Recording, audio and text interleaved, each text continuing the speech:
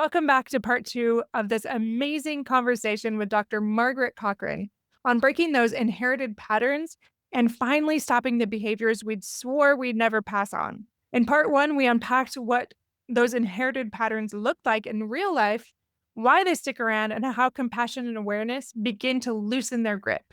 Today, we're going even deeper into how we can do that when it feels impossible. So stay tuned.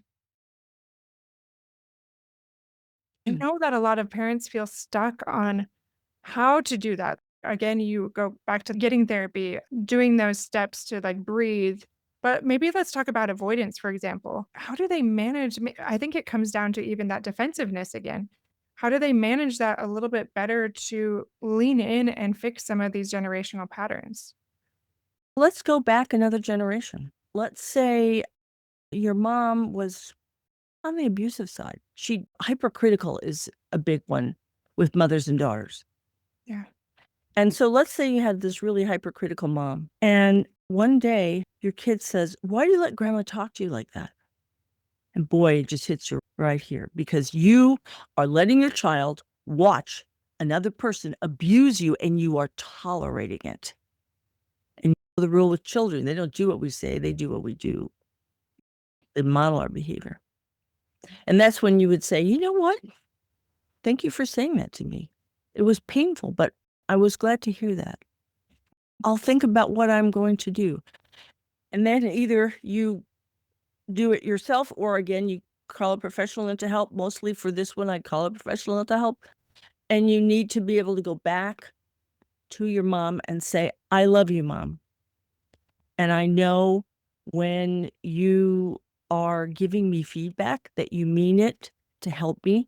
But if you ever speak that way to me again, I will leave this house. Understand me.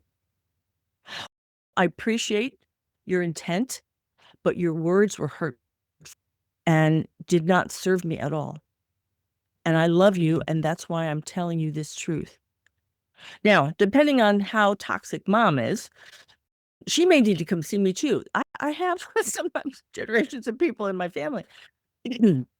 But I've seen anger and vituperative spew, nasty words go on for 4, 5, 6 generations. Yeah. And grandma talks about my mom was this and her mom was that. So we're going back, like I said, 5 or 6 generations of angry women who probably were not living very nice lives and were probably not very well treated and had no resources and no power and all kinds of stuff like that.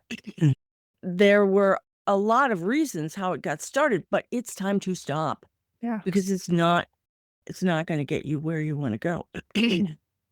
My grandmother, when she married my grandfather, her mother-in-law, my great-grandmother, thought that my grandfather had married beneath him. And they lived on a farm in Indiana. And so when my grandfather moved my grandmother into my great-grandmother's house, my great-grandmother treated her terribly. And one day they had a family meeting about the will. The land was very important. And my great-grandmother said, "I want to make sure that Edith," that was my grandmother, "cannot inherit no matter what."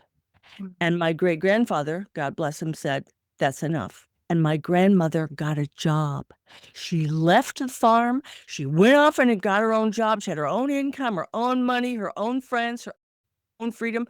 That was the most devastating thing she could have done to my great-grandmother because now she had all the work to do herself and no one to yell at. I know. So sometimes the most powerful thing you can use, and it's a long story to get to a short thing, is boundaries, understanding boundaries. Mhm. And that's what my grandmother, God love her, got. She got, "Okay, I'm out of here. If this is what's going to happen, then I'm going to go do something else for myself." So being aware that boundaries actually create intimacy. Having good boundaries with your children is what keeps you close to them. It socializes them. It teaches them to be happy people and to be well liked by others. It's the greatest gift you can give. And many parents get trapped in this permissive cycle where it's, I have to say yes all the time. When you say yes all the time, then it doesn't mean anything anymore. Yeah. There's no special, there's no joy, there's no excitement, there's no anticipation. Blech. Who wants to live like that? Yeah. Not me. Then you find yourself in a cycle of having to create havoc to get some excitement. So you're actually promoting negative behavior when you do that. If, on the other hand, the kiddo understands no means no and yes means yes, you have to follow up on your word either way. If you say you're going to do something, then you need to do it. If you say, nope, that's enough, it has to mean enough. Now, parents, you brave creatures that you are, understand this. If you say no to your children, they are going to push back. Be prepared. Eat your Cheerios, your oatmeal, or whatever you need to do, but understand they're going to push back. It's their job to test boundaries. They're not being bad. They're saying, so are you really who you say you are? Poke, poke. What do you got in there? What's under the hood, as they say in the car world? They're going to push back, and your job is to just hold the line. Yeah. And I won't fib. That can be stressful. But if Absolutely. you do it, the rewards are incredible. I really appreciate you sharing that story. First of all, it helps us conceptualize a little bit more. Love stories. And it even reminds me of another one too. Just a very simple one, but getting feedback from your kids. I think that's like a great place to start, like you shared. I have 4 kids, and my oldest son was telling me, Mom, you're way too easy on my youngest son. And this has been a conversation before. I'm like, yeah, I think you're right. Like the youngest, I just don't have the bandwidth that I once did. I'm not nailing it all the time. You're absolutely right. And so just getting his feedback and asking him some questions about that. But that has been hard because at first, like, I want to get defensive and explain why and all of these things. But how you talked about thanking your kids for their observations and getting that feedback and then doing something about it. You just shared these stories too about how kids will test those boundaries. And actually, that's one thing that I wrote down as you were talking, like boundaries, underlined it several times. And then you came back to that. I love how you talked about how that really creates an intimacy, even though Oh, yeah. doesn't seem like it would. It seems to do the exact opposite, but, like, in your story, you almost have to develop more of this backbone and also have this humility to be able to do these things that you maybe never saw yourself doing before, but if you wanna take your life to that next level and break those generational patterns, then that's what it's gonna require. Right. Absolutely true. And it's also important to recognize that boundaries make intimacy in your romantic relationships as well. Mhm. That's super important. But back to your earlier statement, when a kid comes to you and says, "Hey, I think you love so and so more," or "I think you're easier on so and so," you say, "Interesting observation. Tell me more about why you believe that's true." And then just listen. Yeah, Because A, you're going to get a lot of powerful data. And B, you may find out there are also some things that are going on with that kiddo who's talking to you about their own self esteem right? and their own sense of power. So, understanding that, I think one of those powerful tools that we have is to learn to stop talking. Just Absolutely. listen. We spend so much time doing that. So, it's really nice when we can sit back and say, okay, tell me about that. Let me hear. One of the things that kids love the most, now the older kids will deny it because they deny everything, that's their job. But just to have what I call special time, and when they're little, set a time for half an hour or something. Sit down on the floor with them and say, "Okay, you're in charge. For this time, you get to pick what we do." And let them, now they still have to use please and thank you and the usual rules, social rules, but they get to pick the activity. They get to tell you how it's going to go. And you ask them questions like, let's say we're building a fort. Okay. So I would say as a parent, okay, so where do you want me to put this? And initially the kid will be, what? You're asking me where to put it? Because we're saying brush your teeth, go to bed, all that. Oh, put it over there. Okay. I'll put it right over there. Do you like it here? Does it look how you thought? And that time will become so precious to them because it is an interaction that is beyond measure. And later down the road, because we always play the long game, don't we? Later down the road, it sets the model for setting up an adult relationship with your parents, which is a big developmental challenge. Yeah. Because our parents often don't wanna do that. They want us to be, we want us familiar to them. And we realize we have to do that for us to be able to move on.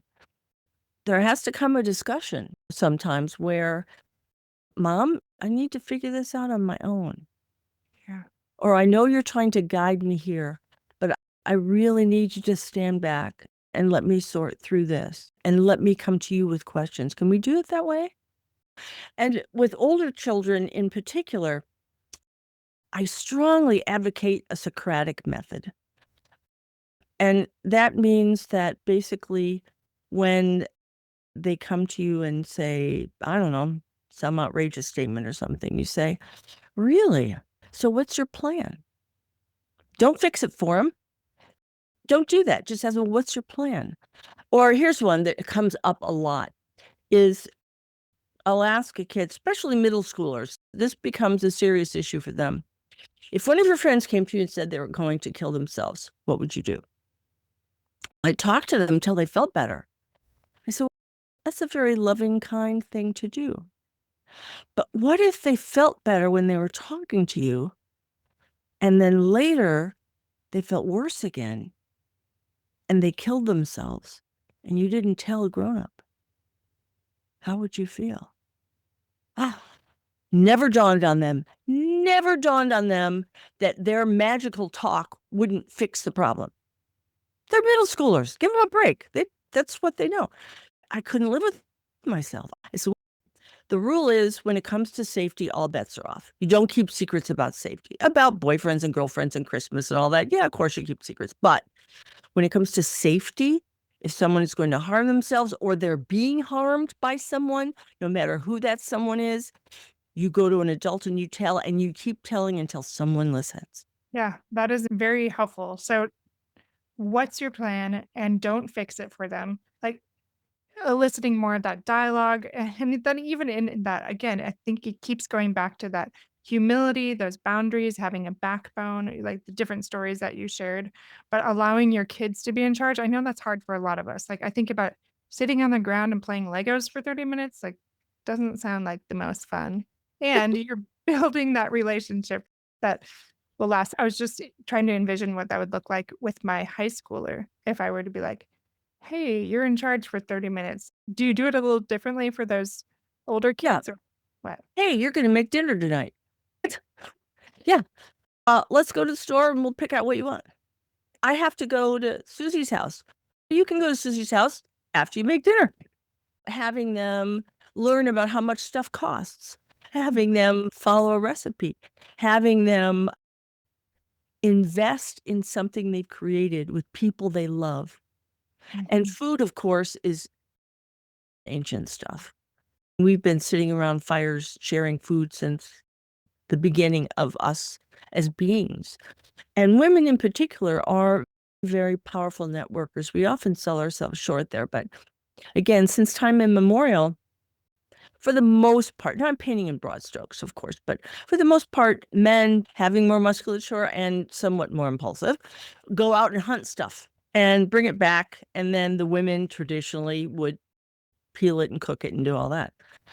But if the guy didn't come back from the hunt and you had no one to bring you food, obviously you'd done some gathering and hunting of your own on a small scale, but you and your children would starve. So if you didn't have good relationships with other women in your group who would bring you to their fire to eat, that would be the end of you and your progeny. So women know a lot about networking. They know a lot about how to come together and help each other and support each other in the things they do. And we often poo that and don't pay attention to it. But especially with parenting, it's important that you have support. Come on, let's be honest. No rational person would have a child. They're expensive, they smell, they take up all your time. They're incredibly demanding psychologically, emotionally, spiritually, every way you can imagine. We have them because of the heart. But even though we've made that wonderful, foolish decision to be parents, we need to have other people around us who are going through it too. I was at the grocery store the other day and this kiddo, it was a classic 2-year-old meltdown. And the mom was trying everything to be calm, and I could see she was just at the edge, right, just at her breaking point. And I went up to her and I introduced myself, and I told her what I did. I said, "You're being a terrific mom. You really are. You're holding the line, you're being calm, you're holding the container for your little person to just go through their tough time. And she said, "Oh, you think so?" And she just started to cry. God bless her. I was holding her in the grocery store, patting her. It's going to be okay. But the minute, of course, that she started to cry and I was holding her, the kiddo stopped, because it's a very powerful distraction tool. And you use it all the time with kids. They're about to do something you don't want them to do. To say, "Oh, look over here. What? Oh, I can do that now." So understanding the power of distraction is very important. But in that case, once the kiddos saw their mom cry, their all attention was on mom. And it gave them the bandwidth to do what self-regulation a 2-year-old can do. Because basically we function as their self-regulators when they're little like that. And sometimes when they're older too. For example, let's say you've got a high schooler who is failing Spanish and you suspect it's because they're not studying Spanish, but you give them the benefit of the doubt. You say, "You know what? Prom's coming up, and I want to let you know that if you don't have at least a B in Spanish, you can't go. Now, I'll get you a tutor. I'll do whatever it is you need for help and support. But I know you're capable of doing B work. If they're capable of C work, that's fine too. But whatever you believe the child is capable of." And so they say, "No, I want to do it on my own." Okay, you can. But remember, if you don't do this, this is what the consequence will be. And if you decide you change your mind later and want to ask for help, I'll be right there. I'll give you what you need. Prom comes along. They got a D in Spanish. And I say, "Oh, I'm sorry, sweetie. Remember what the deal was. You are a horrible mother. You're ruining my life. I will be a social pariah. No one will ever talk to me again." And in their little high school life, that is how it feels to them. Yeah. And you say, "Sweetie, you know what? I'm sorry that you're struggling.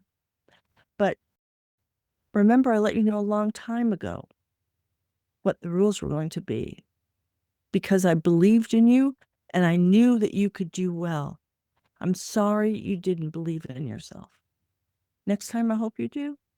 I like that turning it back around to, okay, they can rage all they want, but I hope next time that you'll believe in yourself. And you reinforce these things like, yeah, I'm going to set a boundary. I'm going to maintain it, and showing them, like you said, even with the toddler, like they are there to test those limits, and you're going to uphold them. So much easier said than done. I think about withholding prom and my mama heart hurts, but that's what it requires. Some of those lessons to show them that what you're saying, you mean, and not being that doormat.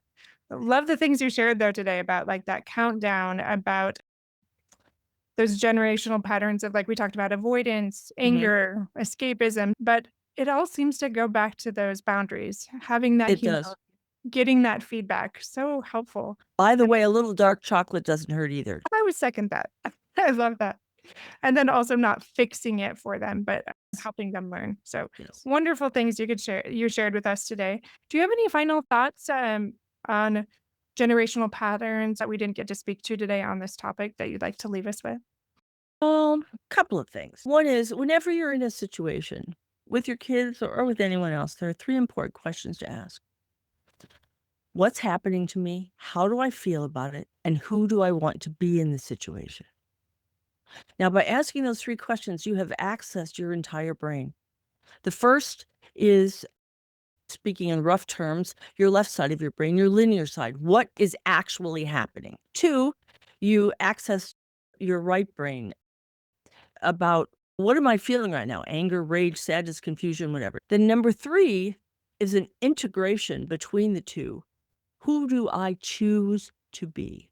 Because you can choose to be a jerk. You can choose to be angry back. There are a lot of things that you can choose to be, or you can choose to be compassionate. And it really changes, how things go. Let me give you a quick example. I was in a very small town, and I was driving down the street. There's a lady in front of me, and there were 2 parallel parking spaces. So she was in front of me. I was waiting behind her, and she could pick whichever space. I didn't care. I was just going to take the other one. She finally picked one a little further down the street. I parked in the one closest to me. I got out of the car. She came barreling up the street, screaming and yelling like a banshee, calling me all kinds of words I will not repeat on your show. And telling me I'd stolen her parking space. So I'm thinking, what's happening here? Okay, this random woman is screaming at me about stealing her parking space. I have no idea why. How do I feel about it? Confused, rather annoyed because I got things to do, places to go, but also I feel sad for her. Yeah. What is going on that she would react this way about a parking space? So the person I decided to be was the compassionate one. I said, ma'am, I didn't steal your parking space. I just took whichever one you didn't want. I don't know what it is that's hurting you. I'm so sorry. I wish there was something I could do to support you.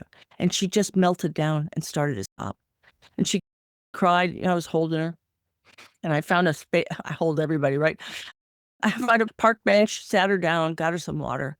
I said, is there somebody I can call for you? Because you can't drive like this.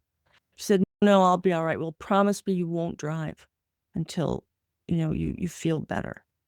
And please talk to somebody about whatever it is that's hurting you. So, okay. So now I could have been angry and screamed back at her. I could have just walked away and ignored her. I could have broken down myself. Why are you yelling at me? I had all kinds of options. The option I chose is to be the empathic person. And another quick story about why. I've worked a lot with people who've had near-death experiences. And the one thing that comes out of all those experiences the same is you get to a point where you hear a voice and the voice says, so what did you do with it? And it's not a critical voice or an angry voice. It's not a male or female voice. It's just a voice. And you see your life like a movie, and you feel everything you felt, and you see everything you did, and you also feel what the other person felt. And it's a very powerful learning experience, as you might guess, which is, I imagine, why the voice does that. But I thought to myself, wow, what's my movie going to look like? The little hairs in the back of my neck went up, and I thought, what's my movie going to look like? I don't want to die and see a bad movie. That does not sound like a good time to me. So when I think about those three questions, I always think about my movie. What do I want? I'm the director and the star and the audience and the producer. I'm all those things in my film. And what do I have control over my film? What's my film going to look like? Really love those, Dr. Cochran. What's my movie going to look like? That really helps us live this, I guess you could call it this higher law, like greater fulfillment if we're thinking about those things. And it goes right with those one, two, three. What's happening? How am I feeling? Who do I want to be? Like that's like a micro way of looking at it. And then that movie scene, even that bigger view that you're looking at. But yeah, just really a beautiful way to slow it down and to live in a greater alignment, maybe with our values, what we really want, instead of just rushing through life and then having all of these regrets. And then again, these generational patterns that just continue on. So I think that's a beautiful place to end and really appreciate you adding those and those stories. I just love stories. So maybe this resonates with people, with listeners as they're listening today. Where can they find you? drcochran.com. Okay. And I'll put all those things in the show notes as well.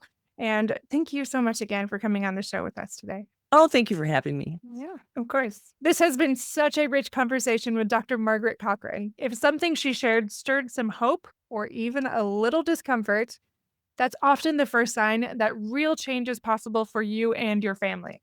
If you're ready to take the next step, you can join our email community for those ongoing tools, stories, and encouragement, or you can check out our online courses to improve your mental health and wellness. Check it all out at fulfillmenttherapy.org, or you can find us on social media at Fulfillment Therapy on both Instagram and Facebook. While you're there, send us a message or reach out in any way. We'd love to hear from you. And don't forget, we have new episodes every Monday morning that will help you take your personal and family life to the next level. So we'll see you back here every Monday. Until then.